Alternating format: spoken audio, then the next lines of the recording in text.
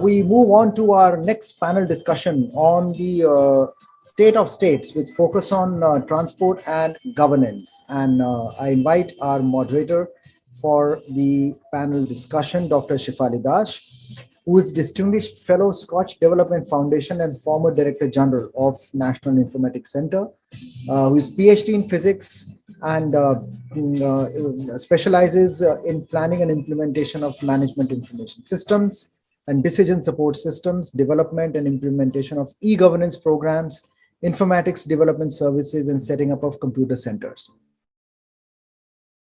Local area networks and computer communication infrastructure in rural areas have been our forte, particularly to do with the transport, computerization of the nationwide transport system, whether it is for the registration or for licenses, have been the ones which NIC has taken lead, and everyone today stands beneficiary of that. Thank you very much for joining us.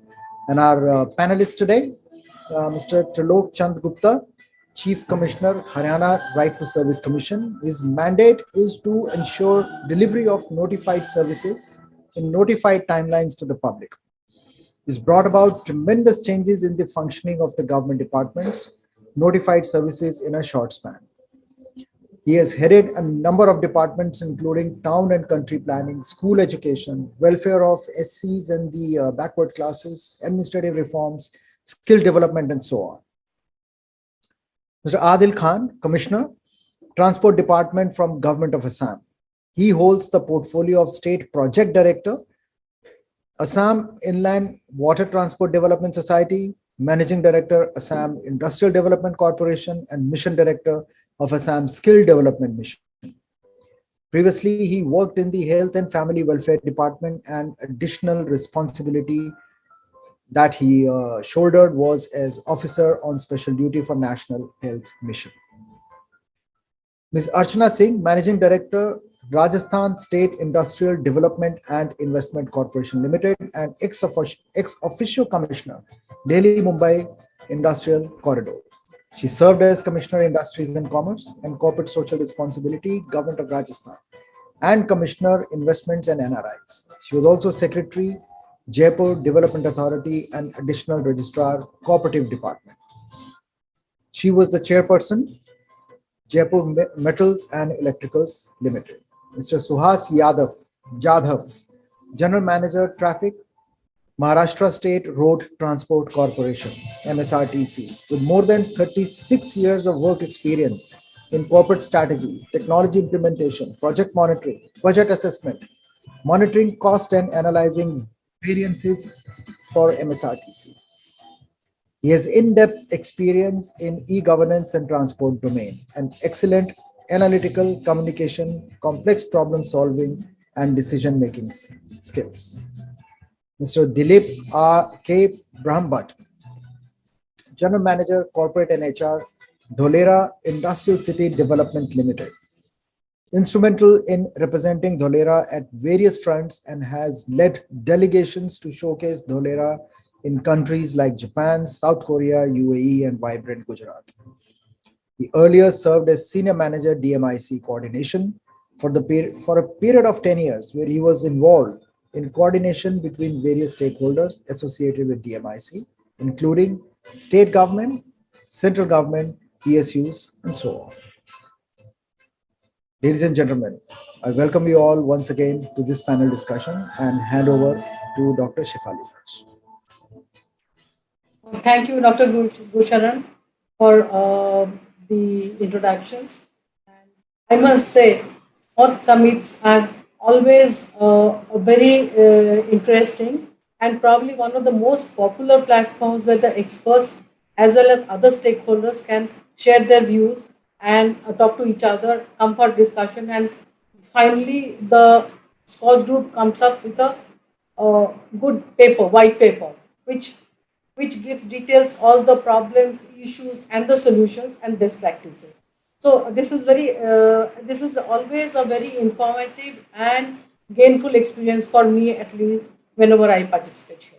Now, with this, this particular session is focusing on state of governance as well and transport. When we talk about governance, delivery of public service and transport are the most important factors, which are expectations of citizens. And it is very heartening to see that many states have strengthened their transport sector in the last few years, including introducing multimodal transport systems, streamlining their traffic system in the cities, etc. And also, we see that public service delivery has also taken a front seat now, the driving force for most of the government. And state government have come up with a act, a right to service act. In most of the states have already come up with, and some states have come up with their commissions and regulatory bodies who ensure that these rights and mandates are actually implemented and people do get service. With this brief introduction, I now invite Mr. Trilok Chand Gupta, Chief Commissioner, Haryana Right to Service Commission. So, what I suggest is the panelists may make a short opening comments, and then we can have a after all the five panelists complete their presentation, we can have a discussion, all-round discussion with everybody. So please keep your statements little short so that we get more time for discussion. Good afternoon, and thank you, Dr. Shefali Das. Thank you, Dr. Gulsharan. As Dr. Shefali rightly mentioned, this is a very SKOCH Awards is a very useful platform where, am I audible? Yeah. Please carry on. So it's a very useful platform where a lot of useful deliberations takes place, and after that some white paper is published, which is useful to the citizens as well as to the policymakers. I'll straight come to the point, that is the governance.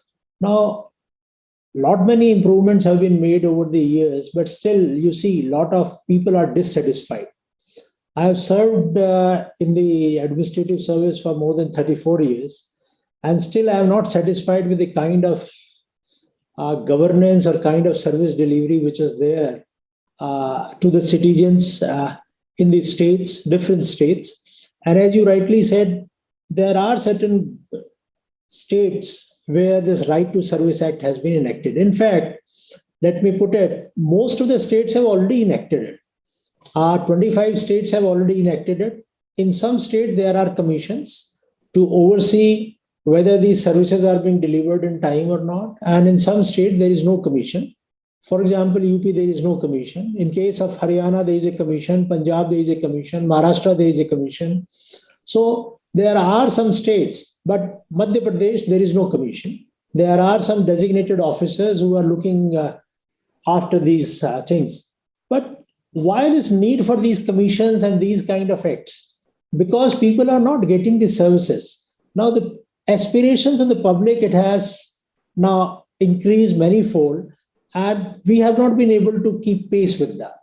That is why the kind of, if you see the social media, if you see the newspapers, it is full of complaints from the general public, citizens. Now, why this is happening? Because the clear-cut process flow, requirement of documents and the forms which the citizen is required to fill up, that is not there. That kind of information is not available. If that information is available in a transparent manner, in that case, a lot of problems of the citizens that can be obviated. Now, that is number one. Number two is that there are no defined timelines. There are so much of discretion is vested in the lower level officials or the senior persons that they reject the cases at the drop of the hat. If a particular, for example, if I say, if he is applying for a approval of building plan, if some affidavit is missing, in that case, he will reject it. If he's applying for some kind of a benefit under his benefit scheme, the cancelled check is not available, even though the bank account details are available, he'll reject the application.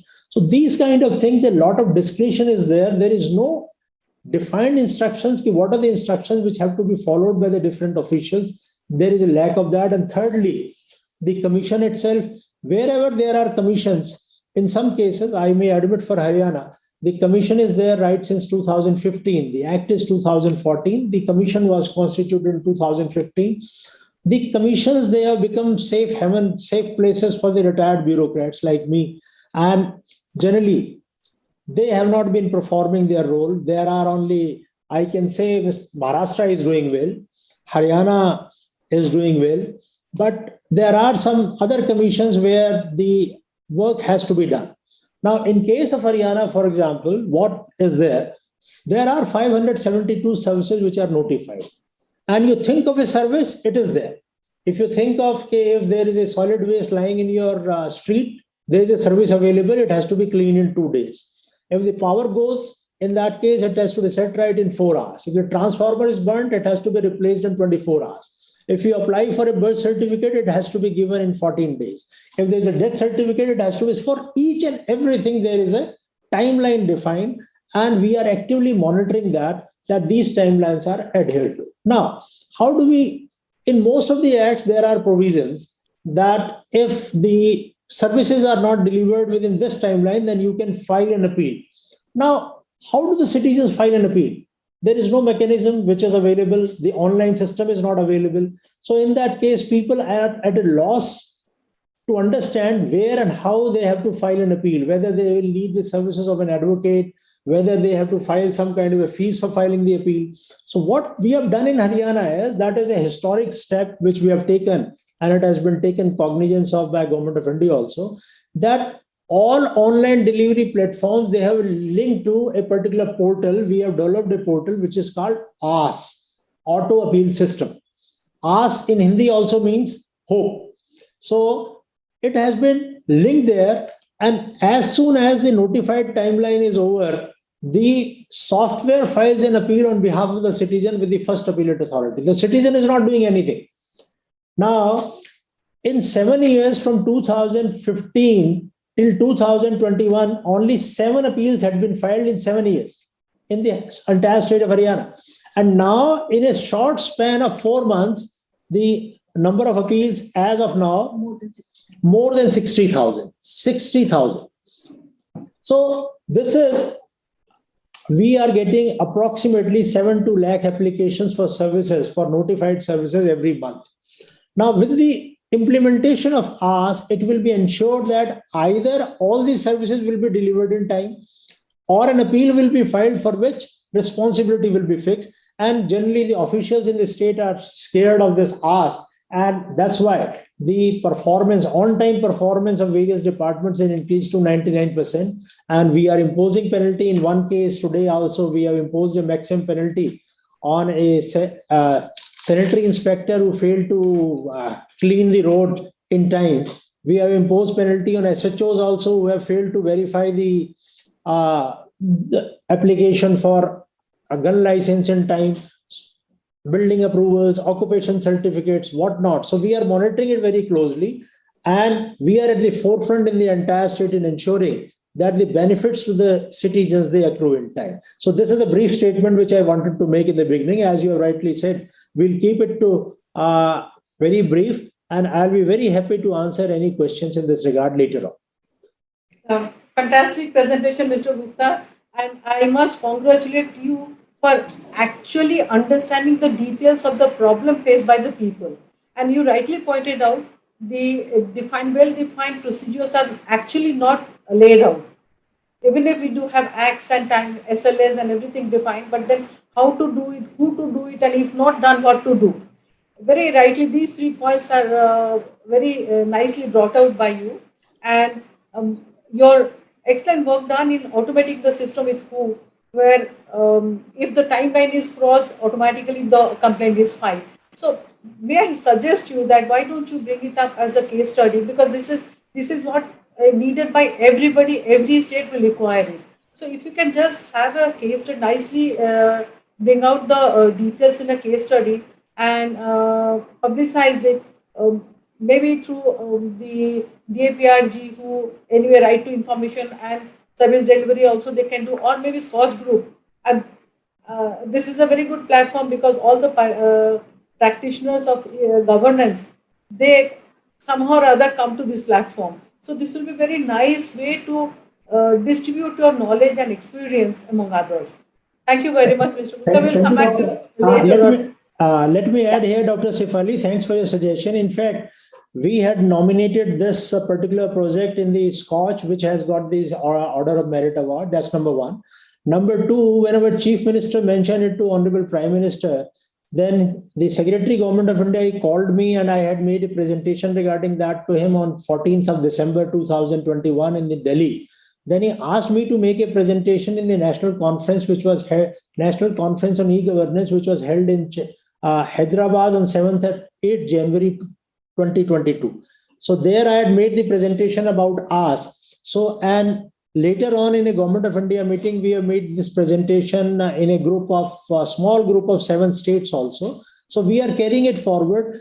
The thing is, in Haryana, people are very happy in the sense now people are scared of us and people are scared of the RTS Commission, and we are getting 1 or 2 thank you and happy mails every day from the harassed citizens. Yeah, great. You got so many participated in so many awards and all that. Why don't you go to apply for the CSI also, because that is also another platform for electronic governance. Right. Thank you. So you can think about that also. Right. Now, okay. Now I invite Mr. Adil Khan, Commissioner Transport Department, Government of Assam.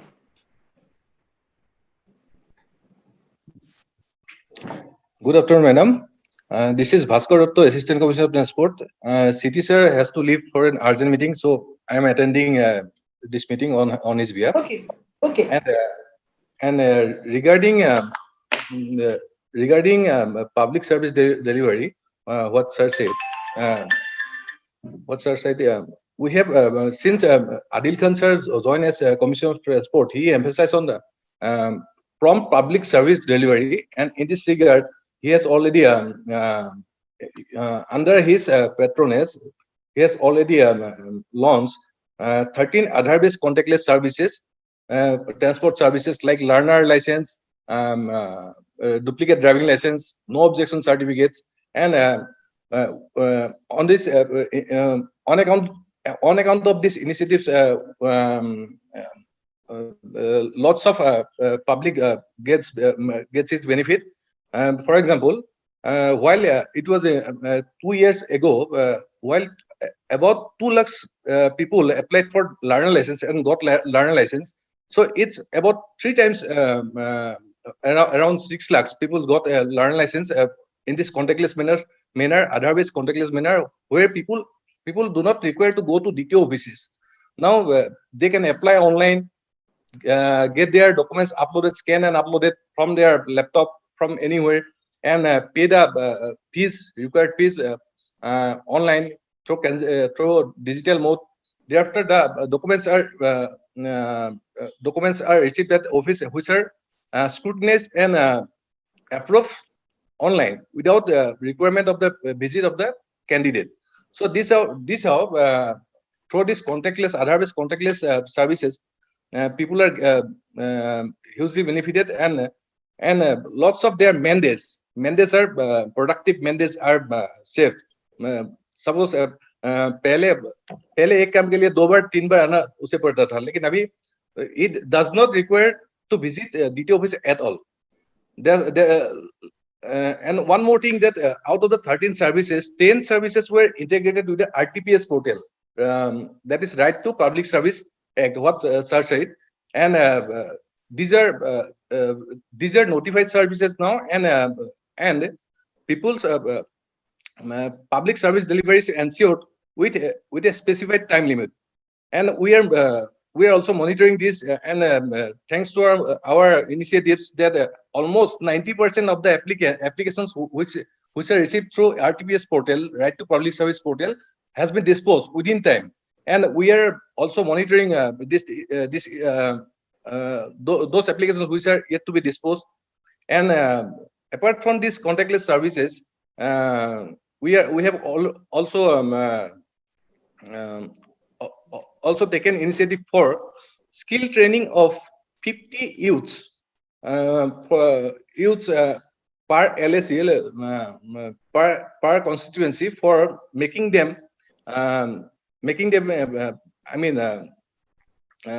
expert as a driver, to take driving take driving professionally, and get themselves engaged in their livelihood.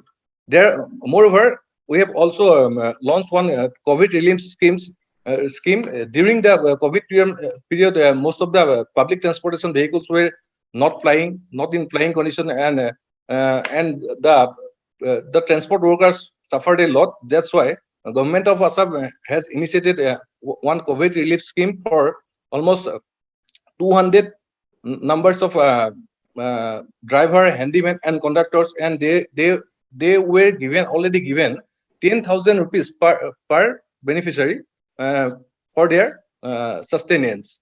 And these are the initiatives done from our area.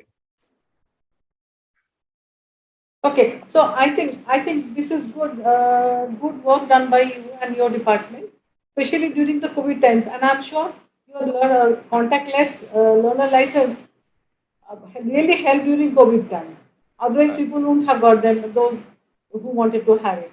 And Madam, integrating the services to the right to public service portal is another good stroke, because then at one place people can really see and the services are ensured that the service has been delivered. I think you have done very good work. So keep it up with your good work. Okay, thank you. Anything else you wanted to add?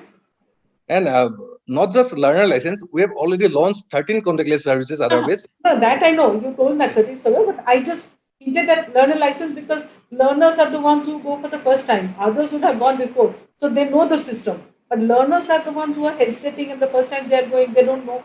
So that is much more comfortable for them to do from home.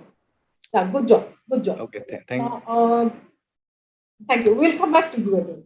Now I invite Ms. Archana Singh, Managing Director, Rajasthan State Industrial Development and Investment Corporation. Very good afternoon to all. I am Managing Director, Rajasthan Industrial Investment Development Corporation, RICO. This is a company which was established in 1969 and has been a pioneer in development of industrial infrastructure in Rajasthan. Right now, we have over 389 industrial areas at various locations in the state. As everybody is aware that Rajasthan is a landlocked state which has scarcity of water. It had been considered as a Bimaru state till some time back, so the level of education is also low. However, due to the efforts of RICO, massive changes have happened in the past, and RICO is looked upon as one of the pioneer SIDCs across the country as of now. I would like to very briefly focus on some of the interventions that we took in the last 3-4 years. And it is a coincidence that during the same time this COVID happened, and though there was a distress in the market among the industrialists, but due to the efforts of our organization, we have seen an unprecedented growth in the industrialization level of the state, which is reflected by the number of plots sold by our authority, by the number of employment which has increased, and the GST collection that has increased in the past 2 years. So because in Rajasthan, the development of industries was focused at very particular areas like Jaipur and the NCR region of Alwar. We focused on development of MSME industrial areas for inclusive and equitable growth across the state. So there was a decision that was taken that we should have one small industrial areas for MSMEs at each subdivision, and we are progressing in that direction. Till now, we have included those industrial areas in our budget announcement, and we have developed over 35 industrial areas in the past 2 years in the subdivision level industrial areas. So these industrial areas are up to 45-46 hectares, and they have small plots up to the limit of 750 to 1,000 square meters, and it is available to the entrepreneurs through the e-auction mode. So the process of e-auction is also a very recent one. Till now, there was a process of first come first serve basis, wherein anybody who was aware of the functioning of the organization could come up and ask for a plot. But with the e-auction in place and with the kind of air that we have created through our social networks, the e-auction has been popularized greatly, and it is a very simple process. We put in the 360-degree photograph on the portal as well as the Google location on the portal, and somebody can see their location, the plot that they want, where it stands in the broad geography, where it stands in the master plan, where it stands in the concerned layout. So it is easy for somebody who's sitting even in Kolkata or Chennai to see if they have a plot of their requirement, and they can come on an e-bid. Even if somebody wants a plot that we have not put on e-auction, if they suggest that you have some plot and I would like to buy that, so we put that plot on e-auction so that it is available for them to purchase. So this is a very transparent procedure, and with this intervention, we have been able to increase our sale of plots from 200 to 50 in the last, maybe in 17, 18, 18, 19 to 2,500 and 2,800 in the last 2 years. So that is one drastic jump which has happened. And like on one side, we are focusing on development of MSMEs and small plots. Government has also been very cooperative and very sensitive about the needs of the industry, and we have come up with an MSME Act which provides that no state clearances are to be required for an MSME to establish itself, and for a period of 3 years. And recently, in the last budget announcement, that period has been increased to 5 years. So for 5 years, one can start construction of their factory without undertaking any state level clearances. And we have a very good loaning scheme of MLUPY, Mukhyamantri Laghu Udyog Protsahan Yojana, which is considered to be the best in the country. So apart from these interventions, we are also focusing on large-scale infrastructure projects, like you must have heard about the PCPIR project, which is coming in Pachpadra. So RICO is anchoring that project also, which will become the 4th project in the country after Dahej and Visakhapatnam and Paradip. So also we are in the last 2-3 years, we have also put an impetus on the DMIC projects, which were not working so well in the country in the state for the last 7-8 years. In the last 2 years, we have put a push on that also. We are also developing a very high scale with a very high level of infrastructure project, which is called as the FinTech Park, which is in the heart of the city, and it is expected to provide high-grade infrastructure as well as high-scale employment to the residents of Jaipur. So these are some of the interventions that we have taken. I'm also happy to inform that RICO has recently been awarded as the best SIDC in the Costly Sai Award. And in the IPRS 2.0 survey of DPIIT, 25 industrial areas out of 69 were from RICO from Rajasthan, and they were given the leaders category. So we have a very diverse presence as well as very high level infrastructure, and we are focusing on small scale industry as well as large scale industries. So this is all from my side. Thank you very much. Yeah, congratulations for bagging so many awards and your great achievements. Especially during COVID, you have been able to increase your GST collection, and that's something really praiseworthy. And your interventions has not only increased the industrial output, but also has helped the people, especially when you are focusing on the small and medium sector, medium scale industries. I think great work done. Please keep it up so that you can do even better. Thank you so much. So now I invite Mr. Suhas Jadhav, General Manager Traffic, Maharashtra State Road Transport. Mr. Jadhav.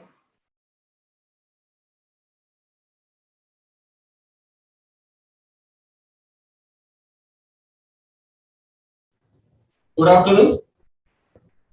I'll be presenting my corporation, which is one of the largest fleet owner in at present. It has 16,000 plus vehicles, buses, and now it caters to about 67 lakhs passenger per day. It was before COVID, of course, and it has a staff strength of employees of around 1 lakh.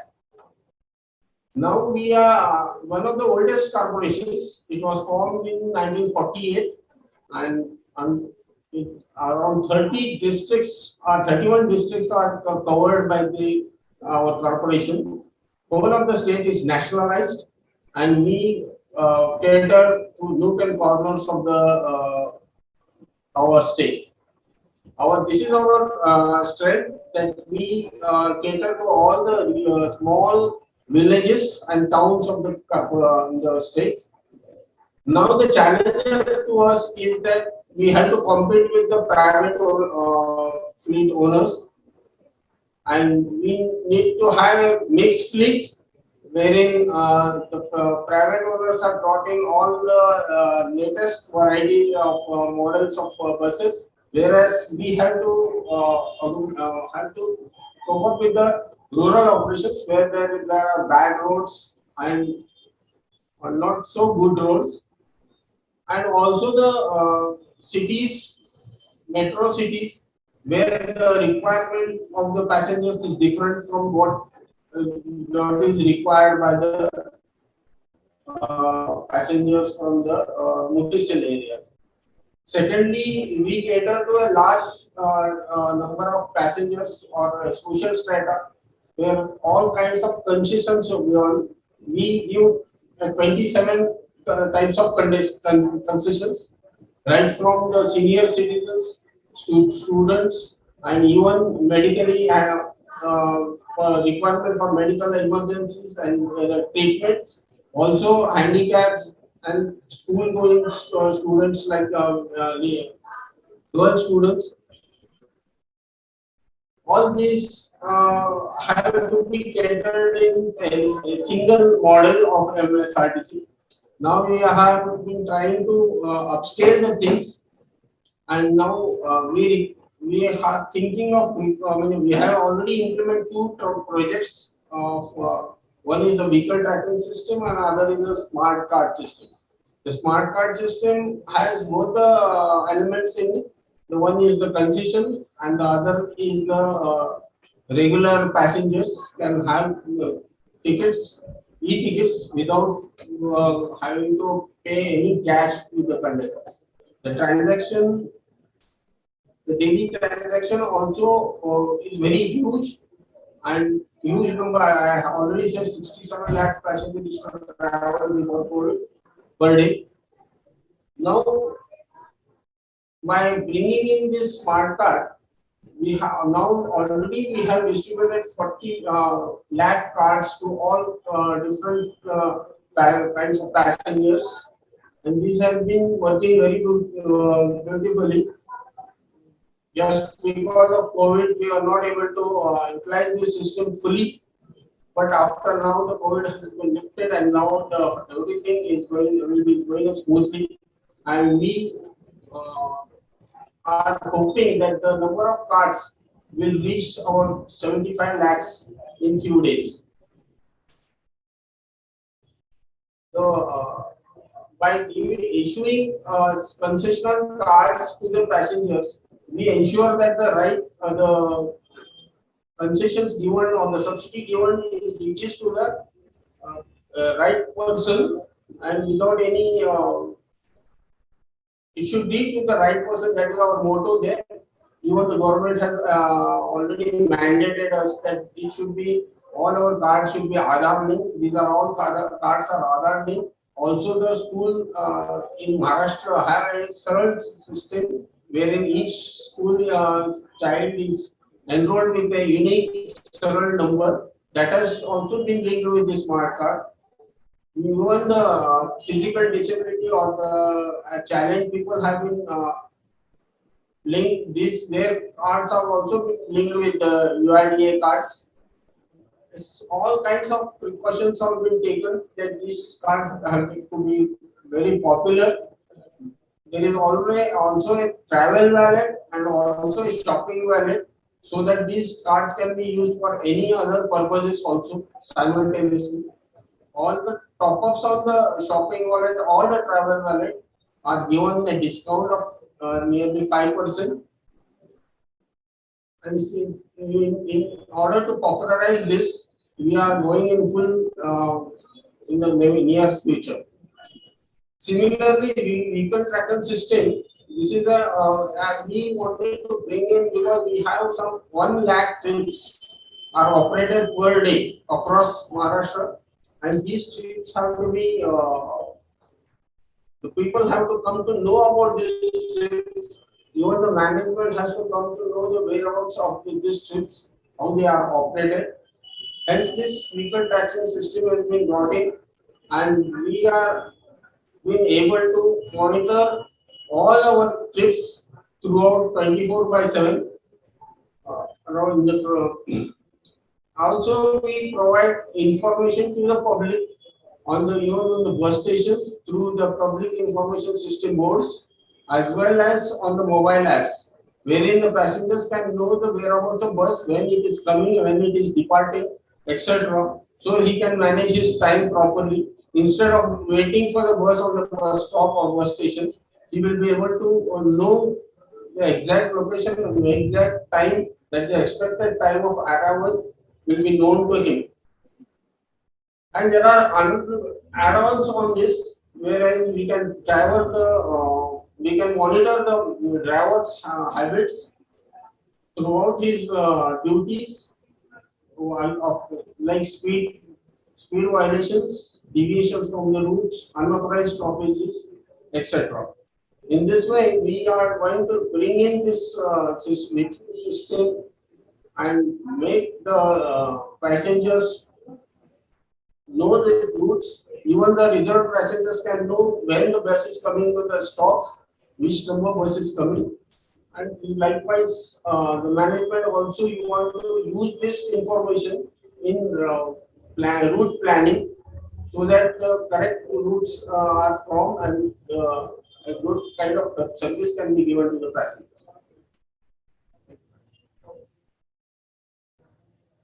Yeah, I think you have done an excellent job, especially when you rightly pointed out the requirements are different, because the urban passengers, rural passengers, their requirements are different. Long distance passengers, short distance passengers are different, and you have to cater to all kind of requirements. So, and somehow from your presentation, it looks like your delivery has been very smoothly done. So, congratulations to you. Thank Thank you. you. Thank you. Now I invite Mr. Dilip K. Brahmbhatt, General Manager, Corporate and HR, Dholera Industrial City Development Limited. Good afternoon, madam, and good afternoon, members. I'm Dilip Brahmbhatt. I'm General Manager in Dholera Industrial City Development Limited. About the transport and governance, which is the theme, I think Dholera Industrial City Development is a development of a smart city. In fact, when we started this project, it's a huge land. The total area of the entire city is 920 square kilometers, and out of which about 450 square kilometers is urban planning area where we can develop a city. Right now, we are working on a small nucleus of 22.5 square kilometer, where we are creating state-of-the-art infrastructure. And simultaneously, our efforts are there that we attract the investors there to come there, to start their factories, to do the work there. And finally, it generates employment for the people around there. The project itself was a challenge in a way that it was totally a greenfield development. We had to build up the entire thing from a scratch. And when we started working on this project, I think prior to the implementation, actual implementation on the ground, lots of studies were to be carried out, right from seismological studies to flood mitigation studies to water vulnerability studies to environmental sustainability studies. Several studies were carried out. And finally, when we received the environment clearance for the entire area, we formed an SPV, a special purpose vehicle, which is Dholera Industrial City Development Limited. It's a joint venture of the state government and the central government. And we started implementing the project and awarded the contract for infrastructure development. The biggest contract which is awarded is about 1,800 crores for roads and underground services in the entire city of 22.5 square kilometer. Along with that, we have our administrative building. We have common affluent treatment plant. We have sewage treatment plant. We have water treatment plant. We have canal front developments, and several other amenities are being created. The challenge that we faced was, it was a greenfield development. So right from the start of working on the soil, because that we had done engineering studies of soil and everything, it went very smoothly. Later on, because that the population in that area is also very low, the Dholera, which is situated about 100 kilometers from Ahmedabad, that was also a challenge. So what we decided that along with the infrastructure, we also started planning on the peripheral development of transportation and everything. We thought that we should have a very straight road from Ahmedabad to Dholera, which is now under construction under Bharatmala project. Similarly, we wanted to connect Dholera with a dedicated freight corridor line. So from Bhimnath railway station on Botad Bhavnagar line, we are connecting with another new railway line of about 30 kilometers, and that will bring the entire freight traffic to Dholera Central Business District. We are also developing a greenfield smart airport, which is the second airport to Ahmedabad, which is outside the SIR area. The work on that airport will also start very soon. There is a separate SPV formed for that, which is looking after that. So this was about the connectivity for roads and rails and air. We also wanted to establish the connectivity with ports.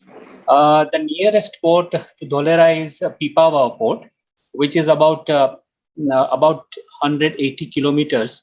So we wanted to have a coastal highway improved, which is also being done right now. So connectivity is well established. We have good companies who have been working on EPC contract for different projects.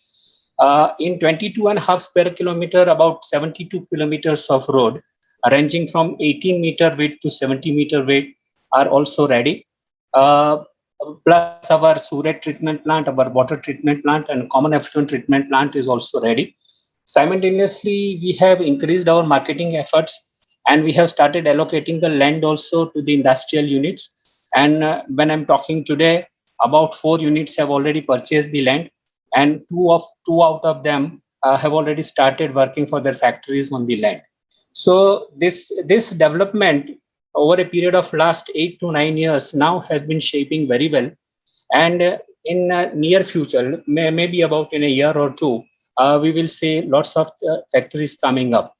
Simultaneously, because during the course of COVID situation, about 2 years were spent under COVID. I mean, about 2 years had gone.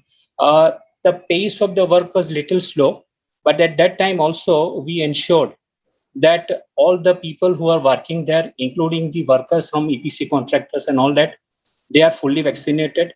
We ensured from the government side and from our company side that vaccination should be fully done for these people. We also ensured our contractors and all that those who want to stay here, we can make arrangements also for them. So that is how we worked for those people also.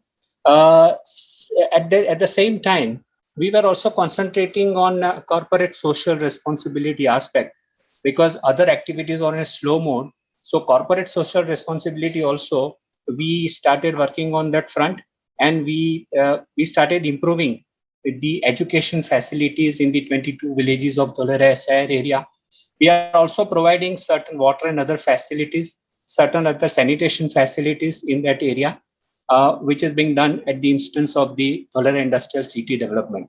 Finally, what we aim is that the people in Dholera, around Dholera, and perhaps in the distance of 50 to 60 kilometers get good employment. So employment generation activity should also be done. Simultaneously, we have been working on skill development centers in consultation with the government department. A separate skill development center is also being arranged. So perhaps in a year or two, we'll be getting a skilled labor force also. So as I said, the entire area was a challenge. We learned a lot of things. And as earlier, madam, you mentioned that we should have a case study. And we are definitely preparing one case study on Dholera as to how you develop a greenfield city, how you build up a city from scratch. So lots of things have come by, lots of things we have learned, lots of things people have learned, and those who are working, those contractors who are working, they say it's an engineering marvel on which we are working. So this is how we are functioning right now. This is a greenfield development, and perhaps in 1 year from now, we'll be having good many factories coming to our place. Thank you. Yeah, great work. I think the best part of yours is you are not only looking into developing that the portion which is allotted to you, you are also looking at the Yes, peripheral development so that more yes, people can come and they can have more employment means yes, overall development of that entire locality. I think that yes. holistic approach is the one which should feature in your case study. Sure, ma'am. Okay, that will be very nice. I mean, now that we have come to the end of presentations, let me invite anybody who has got some questions or some suggestions or some issues you want to raise. So I invite the floor now to come up with your questions or issues or I have interventions. I have a question for Dr. Dilip, Mr. Dilip. Mr. Dilip, Yes. what is the rate of allotment and whether these plots are being auctioned or they are being allotted through some No, applications? sir, these plots are allotted on the basis of 99 years lease, and the present rate for industrial units is 2,750 rupees per square meter. Is it through first come first serve basis or what is the basis? For it is basically on first come first serve basis, sir. Okay. I think this is related to what Miss Archana Singh said, that instead of doing for the first come first serve basis, they have been doing an auction so that everybody get a chance. Maybe Mr. Brahmbhatt, you would like to consider that suggestion because she just now talked about how this has benefited more people. Madam, we have unencumbered land here, which is under the possession of the government. So the auction is the last option that we are preferring. First come, first serve is the one. And then there are negotiations, and finally the auction will take place. Because we have large land parcels. See, our land parcels you have no are scarcity. You have no scarcity of land for the time being. Yes, from So 1 that's hectare why to 300 hectares of land, a single plot is available. So for that, what we are doing is we are searching a heavy industries like defense and aerospace and other industries we are targeting. So for that, we have to approach them. Auction can be the one, but that would be the final option. later part, towards the later part. Yeah. Yeah. Any more comments for other speakers too?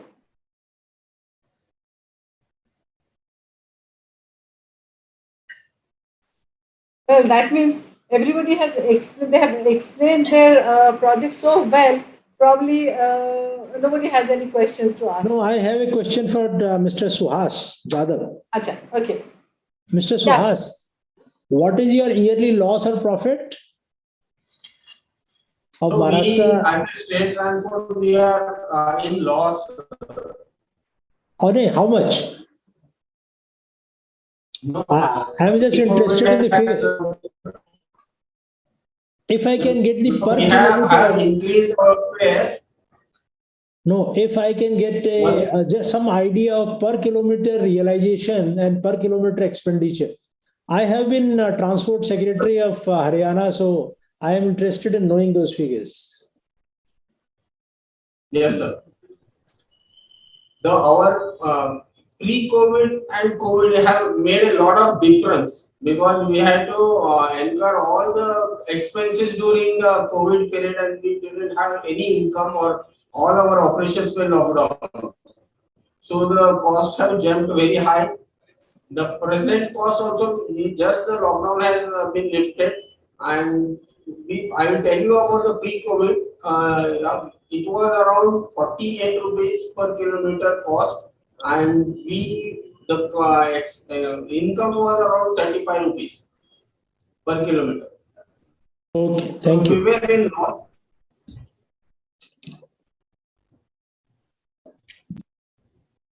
So as I said, this is a very good learning platform also. You can exchange your ideas and get to know more about what others are doing in other states. So I think Dr. Bhushan, I believe there are no more questions. So right on time. You said 4:30, so just one more minute. So we can still have one more question. I don't think any more questions coming up. So, Shefali ji, you can So summarize. I must thank all the panelists and congratulate them for the good work. And I can only wish them better performance in future. They are already doing very good work. So, but then there is there is nothing like last word that this is the end of it. We can always improve. So I wish you all the success, and please carry on what you are doing so well. Thank you very much. Thank you, Guru ma'am. Sharan. Thank you Thank you all so the much. panelists. Thank you for your Thank you. contribution. Thank you. Thank you.